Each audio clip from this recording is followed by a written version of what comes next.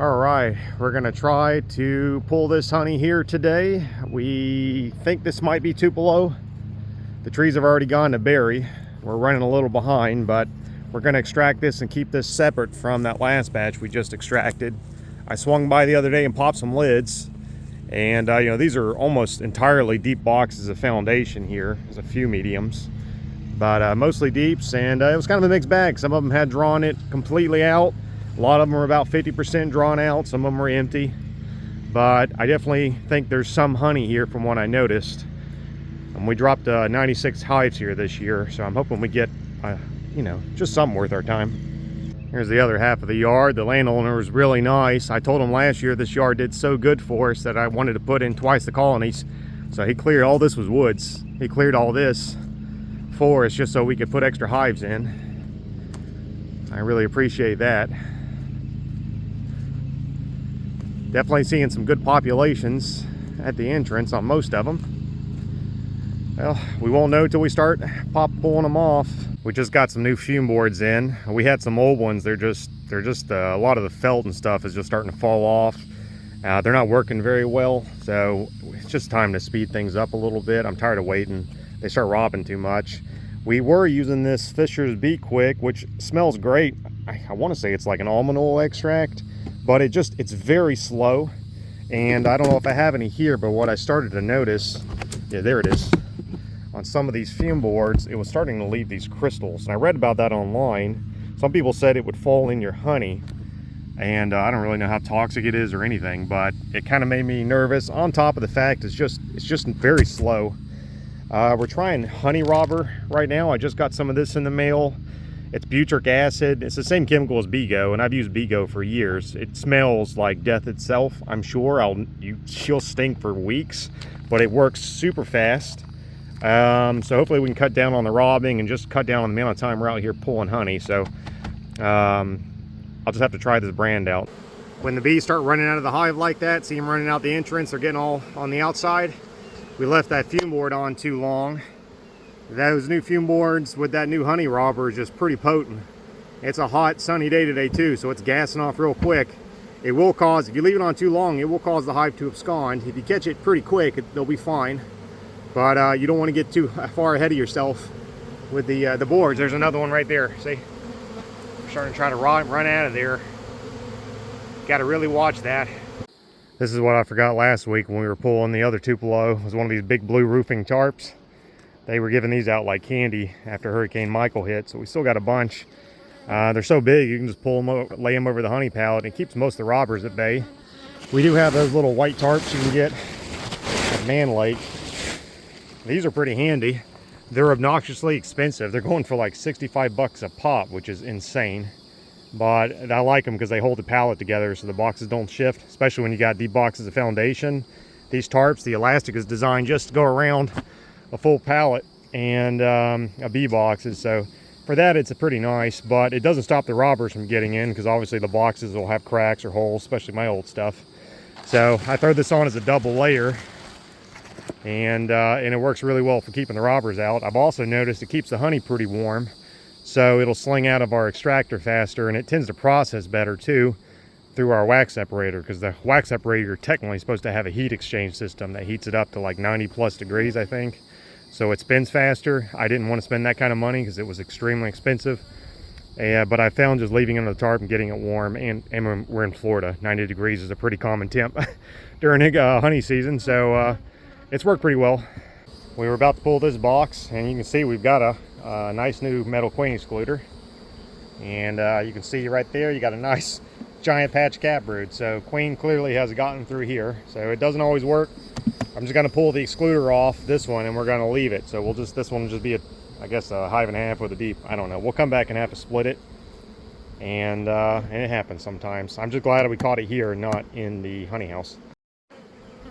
This honey looks a little dark to me. It's pretty. I don't know. I'll be interested to see what the lab results say about this stuff.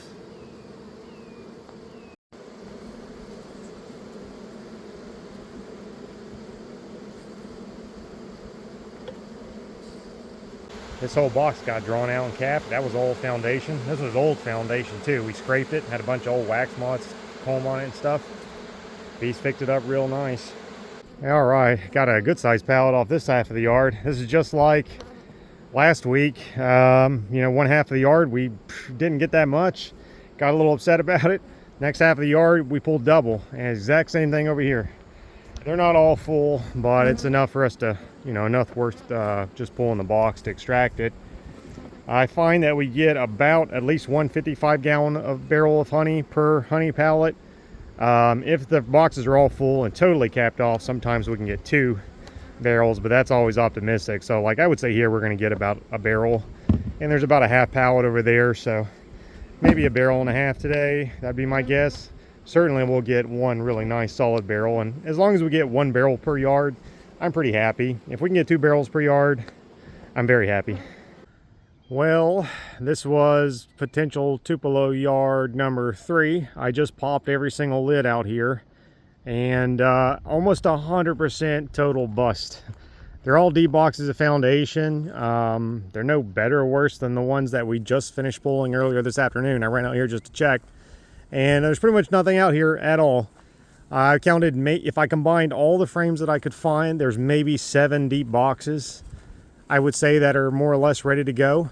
Some of them even had some boxes of comb. I think there was a dead out here that we threw on as supers. They had not even filled that old brood comb, which usually that's the first thing they plug out with. I can understand them to maybe not drawing some of the old foundation. We have a few brand new boxes over there, brand new foundation, and the little medium actually is the only one I would say here that's 100% drawn. Even the deep that's brand new frames next to it, they've started only drawing a frame or 2. The hives just don't have really great population. It's pretty hot outside. There should be a nice beard on all these colonies. They're not there. A lot of the boxes are pretty old, but again, yeah, not much older than the other spot. There's hardly any bees up here when I pop the box, and they're pretty mean. I didn't bring my suit. I just brought a veil and just to pop the lids and check, and they've been tearing me up just popping the lids, which if they were on a strong nectar flow would not be the case. So obviously I don't have a smoker or a bee suit. I'm not going to be tapping into these hives to see really what's going on, but I just assumed they were definitely healthy when we put the supers on. So my assumption is that there's no nectar here. That just seems to be it. There's definitely no Tupelo here. The little bit of honey I could tell, aside from that one medium. Now that one, that was very yellow. It was beautiful. The rest of the frames were like a kind of a dark gold honey. Doesn't even look like Tupelo. I did get about a medium box of foundation drawn out from all the hives I put out here last year. And we put the supers on late. I put them on probably around this time, I think. So, you know, we will get some honey. It'll just be a wildflower honey. But I guess that's it then. As long as we can finish extracting that that pallet and a half I got today, tonight, then we'll be done with Tupelo, which I'll be honest with you, I'm so tired and we got so much going on, and we may have got so much honey from even just the very first yard that we pulled that I'm not really upset about this at all. I'm kind of like, you know what? That's great. I'm going to have a little bit of a long night tonight, and we don't have to bother with honey again until probably end of June or early July. That's when we're going to start extracting. So anyways, you win some, you lose some. I definitely lost on this one, but we'll get some good wildflower later, and it'll be okay. If people were wondering why I didn't just snatch off those 6 or 7 boxes, it's just because I took the bike. This yard's pretty far out, and I really just wanted to see what was out here. But I'm not going to be able to stack 6, 7 deep boxes of honey on this sucker. I don't think I'd make it home. We're having a lot of problems with bird comb with these old frames. There was no wax on them. The frames were just super ancient. The bees are drawing everything pretty wacky. The uncapper will shave it all down, so it's okay for honey extraction, but if that was brood comb, that'd be pretty bad. You can see a lot of these old frames, they're just falling apart. The uncapper's eating them up. A good strong frame, the uncapper will usually be okay, but these old ones are taking a hit. I wanted to get one more use. I mean, look at this one. I wanted to get one more use out of them. It's a shame because some of that wax is not going to be able to be salvaged. But we're still waiting on those boxes to get pressure treated. So as soon as we get those in, we'll get a bunch of new frames in service. Just got to get one more round out of these things. Even with that new honey robber we were using, we're still bringing back a fair number of bees back to the honey house. And we really made an effort not to this time. But it's just hard to get them out of these deep boxes. I mean, even with a good strong fume board, and a lot of them you saw were running out the entrance, and it's just tough. That's the problem with making honey in deeps. It's just the bees don't really want to get all the way out. We've got bad luck with Tupelo. Last year, the wax separator dropped a ton of it on the ground. This year, the hose popped loose on those little holders. It's really designed for a smaller hose. It doesn't really fit my large pump hose since we got the new pump. And it must have fallen over and nobody caught it until, here we go. That is a crap ton of honey. It happens every year, spill something, but here we go. Hopefully it won't happen again. It sucks. At least honey doesn't go to waste here. I've got a lot of hungry bees. They're more than happy to get that honey that was spilled last night. Not too many of them drowned or anything either. That's always good. Sometimes you spill too much honey and you come back and there's like a whole beehive full of dead bees. They drown in the honey. We ended up getting about 1.5 barrels from that location. So that's pretty good. That's what we thought. You know, we get about 1 barrel per pallet. We got 1.5 pallets, so 1.5 barrels. Bees will have this stuff cleaned up probably near about by the end of the day, I'm guessing. All right, I'm back at that bee yard we pulled the honey supers off of yesterday. I'm gonna re-put the supers back on. You can see a lot of these that we pulled are packed full, so they're desperate. If you don't get supers back on those colonies after you extract them, especially like now, we're still very much in a nectar flow, these girls will swarm. I brought some extra supers out there to replace the ones that we destroyed in the extraction room last night. In a way, it's the best way to call out equipment is get you a good hard ungapper and it'll blow it apart. If you got any bad frames, you can change up bad boxes. That's a good way for us to sort our equipment out every year. Anyways, I'm not always able to come out the next day like I can today to super these back, but it's really the best way to do it. If you don't, not only will these hives swarm, but all that brand new comb is going to get eaten up with wax moss. I got behind putting this brand new supers on that were drawn out last summer during extraction, and I'm sure we lost at least a couple pallets of brand new comb. And I'm just not going to do that this year. So I'm tired. We had a long night extracting, but you know, it's just too important to get that comb on there. It's so valuable. So we're going to get everybody re-supered, and hopefully we'll get a very nice tallow crop out of here before too long. And I think that's about it. I ordered a few Pro Nukes to try out. I had one years ago, and for some reason, I can't remember why, I didn't like it. And I ended up giving it away to a customer, and we stuck with the Jester Easy Nukes, which I'm pretty happy with. I'm just tired of folding them, and they just go bad here in the Florida sun after a while, although I've been getting several years out of most of them. The problem with these is they're very difficult to transport. If I put them on a pallet or a truck, they tend to twist over. You can't really crank the straps down. They do work, but it's a little tedious. I've noticed most of the commercial guys are going over to the Pro Nukes, and I think they just stack better, and you can strap them down a little better. They're better if you want to do nuke delivery, if you want to move the nukes out to a bee yard. I'm not particularly interested in doing nuke delivery, but it does give us that option on the table if we want to. So we bought just a few just to set them up this year, see how they hold up to the summer sun and the heat and everything. And if they do okay, we'll start swapping over to these next year. If they don't, I'm just going to stick with the Jesters. We did try this other brand here, but you can see they've been really falling apart in the sun. We bought them last year at spring, and pretty much by that summer, they were just completely just falling apart. You could just poke your holes through them, your finger through them. So I'm not particularly happy with the quality of the plastic, especially considering this Jester here has got to be over 3 years old, and this one's about 1 year old. And we've ended up having to put like a lot of bee lids on them, which is frustrating. And even though they have a little self-locking lid, I've still found myself having to put bricks on them because the plastic bows out from the UV, I think, and the self-locking lid doesn't work anymore. So maybe if that guy can improve the quality of the plastic, I think it could be a good design. But right now I'm more happy with the Jesters, and then we're going to try out these. And they're a little more expensive, but I feel like this plastic's going to last longer in the sun. But I don't know, I'll find out here, I guess, in the next few months. I've never done this before, but some of these minis that were just getting really plugged out, especially since we're on a honey flow, I removed the feeder that was back here, and I just gave them 2 frames of foundation. This is the first one that I've come across, because I just did a few, and they have completely drawn all the frames out. They are full. That just turned that thing into a 5-frame mini. So that was a nice little experiment. What I'm going to do is, I'm not sure how much yet, but I'm going to pull 2 or 3 of these frames and rebuild one that died and see if that'll work. Give it a sell after I cage this queen here. So I'm hoping with these larger minis I can just split to rebuild the dead outs, and maybe I have a suspicion we'll probably still have to shake some bulk bees to add to them, but I'm going to try to make some without it first and just see if it's really necessary, because if we can do this, that's going to save a ton of time instead of me just shaking bees and sealing them for 3 days and bringing them back out and setting them out at night. It's so time consuming. This might just be a better option, but we'll find out. At least I know they can definitely handle the additional frames, and they drew them out, so that's already pretty worthwhile right there in my opinion. Another thing we're trying out this week is some just cane sugar.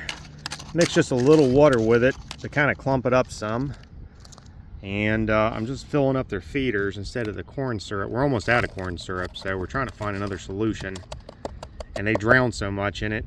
I'm going to try feeding some of these just a dry sugar.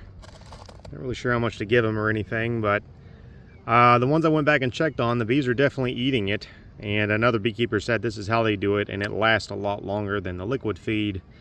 I wonder if it'll help keep the beetles out too, because the beetles are getting very bad in the liquid feed. They're raising their larvae down there, and then they're spreading along the hive. So I'm not really sure, never tried this before, but you know, why not? We'll give it a shot. So we tried something new with the cloak board cell builders or double deeps here that we've been using all spring to raise the cells. We did not rebuild them, I think, now for 2 weeks. What we've been doing all season is we'll rebuild the colonies 1 week, and then we don't rebuild them the next week, and then, you know, we just do back and forth. And when I say rebuild, it just means we pull a bunch of brood back up here, we shake a lot of bees from other colonies so they're full. There is a queen down in the bottom box, you know, she can't get up through the excluder, so they are generating some brood and bees, but it's usually not quite enough to get the results that I want, so we always have to have the support colonies to pull brood and bees from. Well, it was raining a lot this weekend. We couldn't get around to rebuild them, so and it was our rebuilding week, so we went ahead and grafted anyways, and I still got pretty good results. It looks like not 100% or anything, but all the brood at this point has probably mostly hatched out. And there were no queen cells to cut out this week because they should have all pretty much hatched by now. So this might be a good little test here. What the problem with us raising so many cells is just rebuilding the hives is the hard part. You know, you have to completely reconstruct them and cut out all the cells that they're raising and add bees and have all these support colonies and all this stuff. Grafting is easy once you know how to do it. That's not a problem. So if we can rebuild like every 3 weeks or something, or whatever it's going to be, that might be a little better. But yeah, there's basically no brood up there. I've heard of people doing broodless cell builders, and they say they get good results. I've never really tried it, and the hives are very strong this time of year as well. I couldn't have gotten away with doing this at the start of the season because they were too weak, but yeah, that might be something to think about. And maybe you just don't have to rebuild them as often. And honestly, last year we were rebuilding them every single week, but it was just excruciating. We were just getting burnt out this year, so we started rebuilding every other week. But now we might be able to rebuild every 3 weeks or something. We'll have to kind of figure that out. But the grafts seem fine, and if that's the case, then we can maintain more cell builders for longer. We start winding them down this time of year once we're done with splits. We just graft enough to keep our mating nukes running. But we don't really make enough for us to really sell to customers. We keep just enough for us because honestly it's just exhausting constantly rebuilding and constantly grafting every single week. But if I don't have to rebuild them as often, I don't have any problem doing grafts. So since we're going to try shipping queen cells this week, we may not completely I was going to shut down a whole pallet of these, probably these 4 or something, and just turn them into support colonies. But we may just keep them a little bit longer and just see how long we can graft in them and for them to keep producing for us. I've been researching how to ship queen cells. I've never done it before, but I saw in order to do it, you have to buy these special cell protectors, the yellow ones, not the orange ones, and because they snap into the shipping bar a little better so they don't come loose during shipment. See, that one's gonna hold. The orange ones fall out. I guess they're a little bit wider here on the end than the orange ones are. We're going to do 2 test batches. I'm going to ship some this week with mated queens in the same package, and then we're also going to do a package of just purely cells, and I'm going to get the results back from the customers just as a test, so we can see if it's something we want to try going forward. All right, here's our 2 queen cell tests. We're doing 1 with mated queens. It's hard to see because I just dumped the bees, but we got queen cells down there in the shipping holders. This one's going to Maryland. That's a good distance, good test. This one here, I'm just about to dump bees on it just so you can see what it looks like without the bees. This one's going to go to Utah. I've never shipped queen cells before. This is our first time. Both customers are going to let me know how they turn out. So hopefully they all hatch and everything works out well. We got something new here at Walk in the Woods Apiary. We got a new shaker box here. It actually comes with 3 compartments. We can slide in this groove here so we can store triple the amount of bees as we can in that original shaker box that we bought out of California this year. We've also got some funnels for weighing honeybee packages. Actually, this is what this whole setup is for. I believe this is where you're going to shake the bees from these shaker boxes directly into the package boxes. Packages have kind of been on our to-do list for a while. It seems like it's going to work really good with us raising our own queens. We're already going to UPS every week. We're already shaking a lot of bulk bees to rebuild our mini mating nukes, so why not also just take some of those bulk bees and throw them in a cage with a queen and take them to UPS too. Seems like it would be better, and since we kind of didn't want to sell too many more nukes, just so we're not digging so much into our comb, we can sell the packages without the comb. So I've heard, I've never made a package. Honestly, I've never even seen a package in real life. So it's been a learning curve. I'm trying to learn how to do all this and get everything set up. And I know eventually we're going to need like a cool room. I've got some ideas on that too. I do want to do just maybe a few test batches this year. I'm thinking maybe 10 packages, something small. We're just way too busy to do anything bigger. And just to get some feedback from the customers. But I got this whole setup here from Mike Hendricks over in Georgia. I didn't get to meet him. I did meet his son-in-law, and they seemed really nice. He gave me a fantastic deal on this. I think they used to do packages. They were just getting out of the package side of the business. So that was a good opportunity for me. I'm really excited to try this out. Here's something else that I was able to get. I got this from Ted Kreshman, I believe his name is, over in Alabama. He gave me about 100 of these plastic bee bus honeybee package cages for free. I was looking online, these things were going for like $20 a piece. Some of them are in rough shape, but many of them are still pretty good. I know they do the wooden cages too. I've talked to a couple guys who use packages. They said they actually prefer the plastic cages. They're a little more bit of a uniform weight, and I think they're just a little more reliable, and you don't have to build them. So that's nice. I'm going to cull through these and get what I can out of it. But that's more than enough for me to run a test batch this year. Probably enough for me to sell a few next year too. The only thing I need to do left is to get a source on the syrup cans. I'm talking to Rossman Apiaries now, trying to get a quote, but they haven't gotten back to me yet. I think other than that, and maybe a can sealer if we're going to fill the syrup cans ourselves, which seems like something we should do. I'm sure it's cheaper than buying them pre-filled. We can probably try to get some of these things out in the mail here pretty soon. But really excited about that. And the good thing is I was able to run up there to Georgia and run to Alabama and pick all this stuff up on 2 rain days since we were getting rained out. So I didn't have to spend any time, give up any bee time. So I was able to, instead of just sitting around doing nothing while it was raining, I was able to get out and make a little money.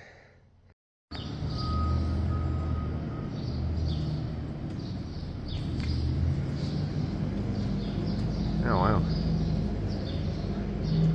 Must be the pressure treating chamber. Wow.